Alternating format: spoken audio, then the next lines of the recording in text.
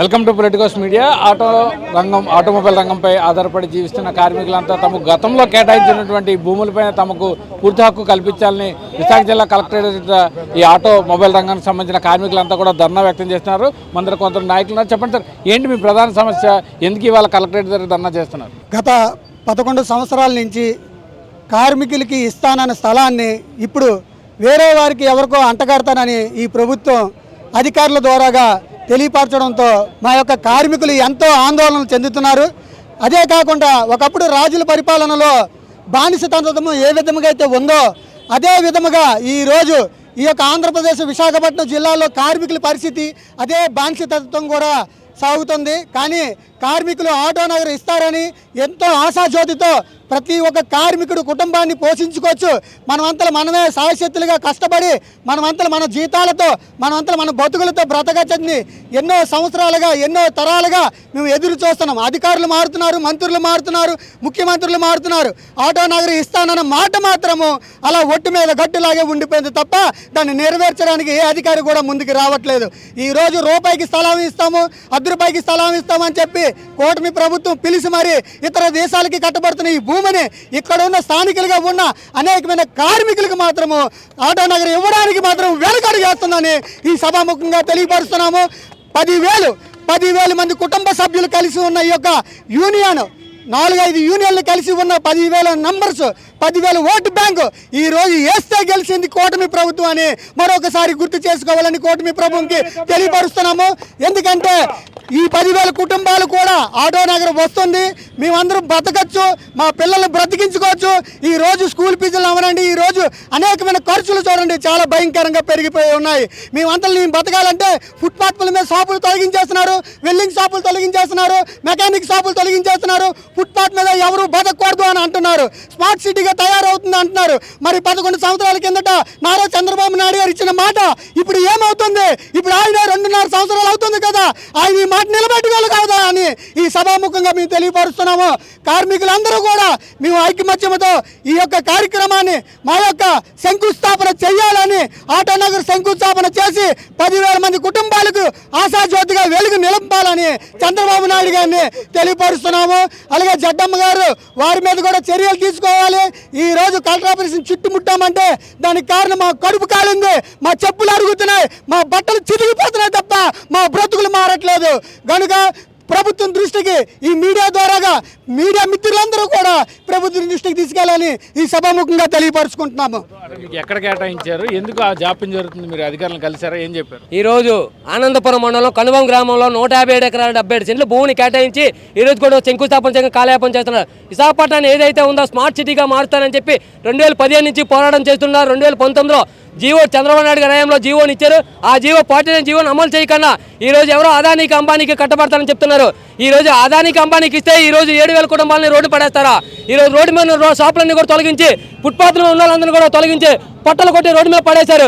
ఈ రోజు పండగ పప్పం లేకన్నా రోడ్లందరూ పడిపోయి ప్రజలందరూ కూడా ఈరోజు చదువుకున్న కుర్రాళ్ళు కూడా ఉద్యోగాలు లేకన్నా అవకాశాలు లేకన్నా రోడ్లు పట్టుకుని పట్టాలు పెట్టుకొని తిరుగుతున్నారు. ఈ కార్మికులు ఈ రోజు చదువులు ఎలా చదివించుకున్న పిల్లలతో ఎలాగ రోడ్డు మీద పంచే గంట కానీ పట్టగడితే గట్టాన్ని పరిస్థితుల్లో ఈరోజు రోడ్డు మీద వ్యాపారాలు చేరిపోయి ఈ రోజు ఎక్కడైతే ఆటో నగర్లో 157 సెంట్లు భూమిని ఇస్తాననే అక్కడ శంకుస్థాపన చేయకన్నా అదానికి ఇస్తే ఈ రోజు మా అందరికీ కూడా కొడుతున్నారు. కానీ రాబోయే రోజుల్లో ఏదైతే ఆటో నగర్ సమస్య ఎండ పరిష్కారం చేసి అక్కడ శంకుస్థాపన ఏర్పాటు చేయాలి. లేకపోతే ఇదే చలో అమరావతి పెట్టి కూడా చలో అమరావతి వెళ్ళి అక్కడ కూడా ఆందోళనకు కూడా గురి చేస్తాం తెలియజేస్తా ఉన్నాం. మొత్తం అంటే ఎంతమంది ఈ రంగంపై ఆధారపడి జీవిస్తున్నారు? అంటే ముందు ఎక్కడుండేవారు, వీళ్ళకి ఎక్కడ తరలిస్తాను హామీ ఇచ్చారు? విశాఖ మహానగరంలో సుమారు 20,000 కుటుంబాలు ఫుట్పాత్ల మీద రోడ్డు పక్కన స్క్రాప్ వర్కర్లు చేసుకుంటూ లారీ పనులు చేసుకుంటూ పాత ఇనుప ముక్కలు పాత సామాన్లు పనులు చేసుకుంటూ జీవితాలు ఆటో మెకానిక్ అయితేనేమి లారీ మెకానిక్ అయితే తదితర వృత్తులు చేసుకుంటూ జీవనం సాగిస్తున్నారు. అమ్మ పెట్టదో అడుక్కొనివ్వదన్న సందంగా ఈరోజు ప్రభుత్వాలు వ్యవహరిస్తున్నాయి. స్వయం ఉపాధితో బతుకుతున్న వాళ్ళపైన ఇది స్మార్ట్ సిటీ, దీన్ని సుందరంగా తీర్చిదిద్దాం, మీ వల్ల పొల్యూషన్ వస్తుంది, ఈ పొల్యూషన్ కారణం మీరు, మీ నగరంలో ఉండొద్దని చంద్రబాబు నాయుడు గారు పెద్ద ఎత్తున ఆ రోజు చేస్తే మేమందరం కూడా ఆమోదించాం. అరే మన వల్ల నగరంలో ఉన్న ప్రజలకు కాలుష్యం అవ్వకూడదు, మన వల్ల రోడ్లు ఇబ్బంది పడకూడదు, మనకి ఎక్కడో దూరంగా మనం ప్రయత్నిస్తానంటున్నారు కాబట్టి మన అందరం సహకరిస్తామని ఆ రోజు మేము అందరం సహకరించాం. ఈరోజు 11 ఏళ్ళు అవుతుంది. జీవో నంబర్ 49 చంద్రబాబు నాయుడు గారే రిలీజ్ చేశారు అప్పుడు ముఖ్యమంత్రిగా ఉన్నప్పుడు. గత ప్రభుత్వం ఈ భూములు కాజేయాలని పెద్ద ఎత్తున ప్రయత్నాలు చేసింది. ఆ ప్రయత్నాలని మేమందరం కూడా అడ్డుకోవడం జరిగింది. గత ప్రభుత్వం భూముల్ని తీసేసుకోవడం ప్రయత్నించింది. మరి ఈ ప్రభుత్వం వచ్చి ఎన్నికల్లో హామీ ఇచ్చింది మనందరికి కూడాను. మేమిచ్చిన జీవో ఇది, మా హయాంలో ఇచ్చిన జీవో ఇది, మేము వచ్చాక తప్పకుండా మీకు న్యాయం చేస్తామని చెప్తే ఈ 20,000 మంది కుటుంబాలు వాళ్ళ బంధువులందరూ కూడా మీకు నమ్మి ఓట్లేశారు. వీళ్ళందరినీ నమ్మి ఓట్లేశారు కాబట్టి ఎంపీ గారికి 5 లక్షల మెజార్టీ వచ్చింది. లేకపోతే ఎంపీ గారికి ఎక్కడికి వస్తుంది మెజార్టీ? 20,000 కుటుంబాలు ఇంటూ 4 వేసుకోండి అంటే సుమారు 1,00,000 ఓట్లు వీళ్ళు వేసినాయే. దేనికి నమ్మేశారు? మా జీవనోపాధికి మాకు అక్కడ కేటాయించిన భూములు మాకే చెందుతాయని చెప్పారు. వాళ్ళు హయాంలో ఇచ్చిన భూములు కాబట్టి తప్పకుండా ముఖ్యమంత్రి గారు మాకు హామీ ఇచ్చారు కాబట్టి మాకు న్యాయం నెరవేరుస్తారనే ఉద్దేశంతో వేస్తే ఈరోజు ఒక్కరు కూడా దాని మీద మాట్లాడడం లేదు. మరి 11 ఏళ్ళ నుంచి పోరాటం కొనసాగిస్తున్నామే. అక్కడున్న రైతులందరూ కూడా డబ్బులు చెల్లించారే. ఆ భూములు మాకే వేస్తాను, ఏపీ వేస్తారు, మీరు తీసుకోండి అని చెప్తే మేము తీసుకోవడం కాదు, మీరే మాకు వేసి ఇవ్వాలి, ప్లాట్లుగా విభజించాలన్న పాపానికి ఈరోజు మా భూములు అదానికి కట్టబెట్టడానికి అధికారులు ప్రయత్నాలు చేస్తారు. ఇది పచ్చి దుర్మార్గం.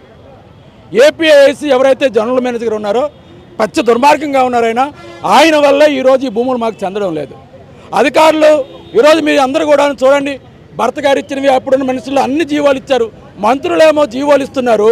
మరి అధికారులు ఎందుకు దాన్ని అమలు చేయడం లేదని ఒకసారి ఆలోచన చేయండి. ఈ సందర్భంగా కలెక్టర్లు 4 మారారు, కొత్తగా కలెక్టర్ వచ్చారు. కలెక్టర్ గారికి కలిసి మెమోరాండం ఇస్తాం. సమస్య పరిష్కారం కాకపోతే ఈ 20,000 మంది కుటుంబాలు రోడ్డు మీదకి వస్తాయి. తస్మాత్ జాగ్రత్త అని సందర్భంగా కూటమి ప్రభుత్వాన్ని హెచ్చరిస్తున్నాం. సార్ మీరు మొత్తం ఎంతమంది ఎన్ని ఫ్లాట్లు అక్కడ కేటాయించారు, ఎంతమంది దానిపై ఆధారపడి జీవిస్తారు? ఏలూరు విశాఖపట్నం మహానగరానికి సంబంధించి దాదాపు 10,000 మంది చిన్న చిన్న వృత్తులు చేసుకునే ఆటోమొబైల్ వృత్తికి సంబంధించిన వాళ్ళు ఉన్నారు. వాళ్ళందరికీ సంబంధించి కనుమ గ్రామంలో ఆనందపురం మండలంలో 175 ఎకరాల భూమిని ప్రభుత్వం సేకరించి విశాఖపట్నంలో మీరందరూ వృత్తులు చేసుకోవడం వల్ల ఈ విశాఖపట్నం మహానగరంలో ప్రజలకు ఇబ్బంది కలుగుతుందంటే ఆ రోజు మేము చాలా ఆందోళన వ్యక్తం చేసాం. ఎందుకంటే ఈరోజు నగరంలో పనిచేసుకునే మేమంతా ఎక్కడికో దూరంగా వెళ్ళి అక్కడ వృత్తి చేయాలంటే ఆ వృత్తి ద్వారా అప్పటికప్పుడు మాకు అభివృద్ధి చెందే పరిస్థితి లేదు. కాబట్టి ఆందోళన వ్యక్తం చేసినప్పటికీ ప్రభుత్వం చాలా స్పీడ్గా నగరం నుంచి పంపించాలనే ఉద్దేశంతో ఎంఆర్ఓ గారు ఎంక్వైరీ చేశారు, జాయింట్ కలెక్టర్ ఎంక్వైరీ చేశారు, ఆర్డీఓ గారు ఎంక్వైరీ చేశారు.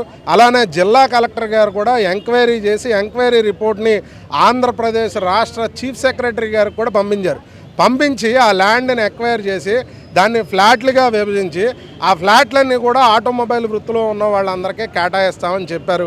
ఇది దాదాపుగా జరిగి 11 ఏళ్ళు అవుతా ఉంది. కానీ ఇన్ని సంవత్సరాలు గత ప్రభుత్వంలో ఆ భూములు కాజేయడానికి ప్రయత్నం చేశారు, దాన్ని అడ్డుకున్నాం. మళ్ళీ ఈ ప్రభుత్వంలోనే పాత సీసాలో కొత్త సారాలాగా ఈ ప్రభుత్వం కూడా అదే విధానాలని అమలు చేస్తుందేమో అన్నట్లుగా ఇప్పుడున్న పరిస్థితి కనిపిస్తూ ఉంది. ఎందుకంటే ప్రభుత్వం మారింది. గత ప్రభుత్వం ఆటోమొబైల్ వృత్తిదారులకు 157 ఎకరాలు ఇవ్వడం ఏంటి, మాకు కొంత ఇవ్వండి, మంత్రులకు కొంత ఇవ్వండి, లేకపోతే ఇన్ఛార్జి మంత్రులకు కొంత ఇవ్వండి అని ప్రభుత్వం లోపల ఏదో భూమిని కాజేసే ప్రయత్నం చేసింది. దాన్ని బలంగా అడ్డుకున్నాం. ఈరోజు కూడా అదే పరిస్థితి కనిపిస్తూ ఉంది. అంటే మీరు ఓట్లేసిన జనానికి ఓట్లు పొందిన తర్వాత, ఎన్నికలు అయిపోయిన తర్వాత, మీకు అధికారం వచ్చిన తర్వాత ఈ జనంతో పని లేదా ముఖ్యమంత్రి గారు అని చెప్పి ఈరోజు ప్రశ్నించదలుచుకున్నాం. ఇన్ని వేల మంది అంటే ఇందాక మా సిఐటియు నాయకులు చెప్పినట్లుగా 10,000 ఇంటూ ఈ 4 వేసుకుంటే ఎన్ని వేల మంది అవుతారు? 20,000 మంది ఈ వృత్తి మీద ప్రత్యక్షంగా పరోక్షంగా ఆధారపడిన వాళ్ళందరూ కలిపి ఓట్లు వేస్తేనే కదా ఈరోజు కూటమి ప్రభుత్వానికి సంబంధించిన మా ఎమ్మెల్యేలు ఎంపీ గారు గెలవగలిగింది. కనీసం ఆ విచక్షణ కూడా కోల్పోయి ప్రభుత్వం అన్ని రకాలుగా ఈ భూమికి సంబంధించినటువంటి అన్ని ఎంక్వైరీలు పూర్తి చేసి ఈ భూమిని ఎవరైతే ఆటోమొబైల్ వృత్తిలో కొనసాగుతున్నారో వాళ్ళందరికీ స్వాధీనం చేయడానికి డబ్బు కూడా ప్రభుత్వం చెల్లించి ఈరోజు ఎవరి స్వార్థం కోసం కూటమి ప్రభుత్వం పనిచేస్తూ ఉందని మేమైతే ప్రశ్నిస్తున్నాం. ఖచ్చితంగా ఆటోమొబైల్ వృత్తిలో ఉన్న వాళ్ళందరికీ ఆనందపురం కనుమ గ్రామంలో కేటాయించిన భూమిని స్వాధీనం చేయాలి. ఆటో నగర ఏర్పాటుకు ఏపీఐసి తక్షణమే చర్యలు తీసుకోవాలి. అలా కాకుండా విశాఖపట్నం జోనల్ మేనేజర్ ఏదైతే చెప్తా ఉన్నారో ఈ భూములు అదానికి ఇస్తామని, అదానికి 1 అంగుళం భూమి ఇవ్వడానికి ప్రభుత్వం ప్రయత్నించినా ఖచ్చితంగా ఆ ప్రయత్నం వెనక్కి కొట్టేంత వరకు కూడా మేమంతా పోరాడతామని ఈ సందర్భంగా హెచ్చరిస్తా ఉన్నాం. గడిచిన 11 ఏళ్లలో తమకు ఎటువంటి న్యాయం జరగలేదని వీరంతా కూడా ఆవేదన వ్యక్తం చేస్తూ విశాఖ జిల్లా కలెక్టరేట్కి చేరుకున్నారు. తక్షణమే తమకు గతంలో ఏదైతే అధికారుల నుంచి ఎంక్వైరీ పూర్తయిన అనంతరం ఇచ్చిన ఫ్లాట్లను తమకు కేటాయించి అక్కడ ఆటో నగర్ను నిర్మించాలని, లేని పక్షంలో ఈ ఉద్యమాన్ని ఉధృతం చేస్తామని వీరంతా కూడా హెచ్చరిస్తున్నారు. కెమెరామెన్ ముఖేష్తో కిరణ్, పొలిటికోస్, విశాఖ నుంచి. Please subscribe to the channel and download the Politicos app from the links in the description.